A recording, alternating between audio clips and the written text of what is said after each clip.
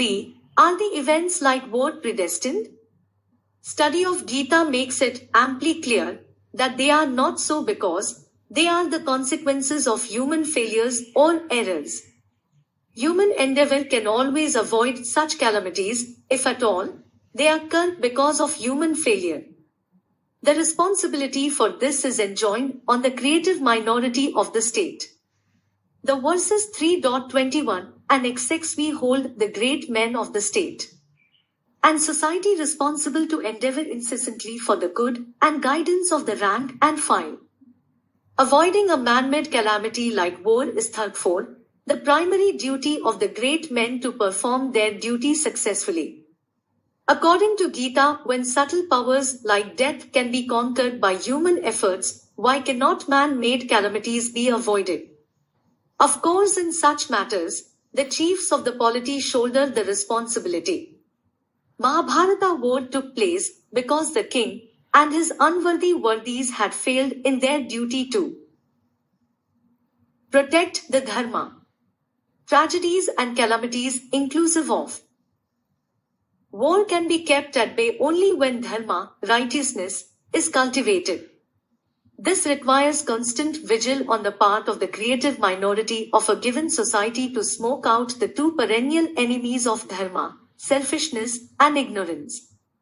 In the present day global society, the components of creative minority are the powerful classes and individuals of the rich countries of the world.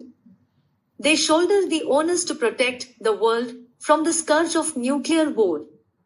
The question of nuclear warfare is a serious issue. With about a dozen nuclear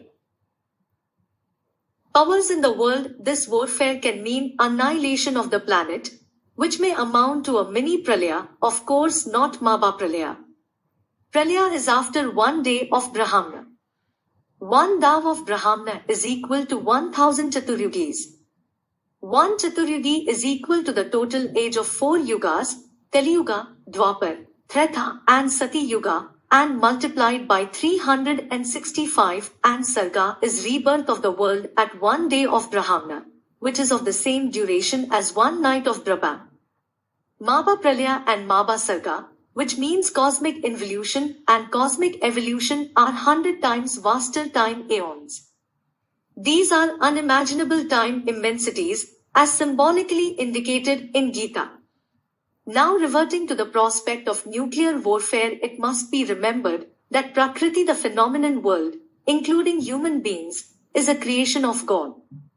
It appears at the Mahasarga and disappears at Mahapralaya, involving incalculably vast aeons of time.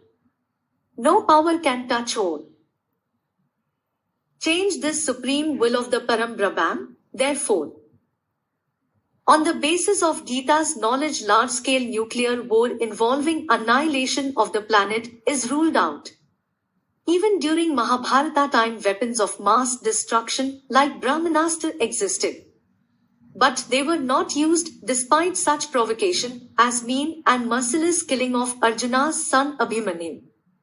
The big events of mass destruction and annihilation are not within human power and control. God's will is there to monitor these events. However, smaller wars have always taken place in this world. Even devas and demons have fought several times. Since the time of recorded history, there have been wars between civilizations and nations nearly in every century. World War I and the Second are very recent events of major wars. These wars also took place due to human follies and failures. Such wars can be avoided and are reduced in their devastating effects with human effort. No wars can be completely stopped as long as this world is there, because it is made of both good and bad. It is the bad, ignorance or selfishness, in man which is the cause of war. The basic principle of Prakriti, nature, that life lives on life cannot be overlooked. Wars of the type that the world has been seeing and fighting will always be there because karma is at their root, which must work itself out. But wars of the dimension of global annihilation, despite the nuclear weapons, cannot take place due to God's cosmic intelligence ever awake. This is his universe, and he knows how to operate it. Man's free will is his gift, which he does not allow to run amok. He has planted the seed of love in every heart.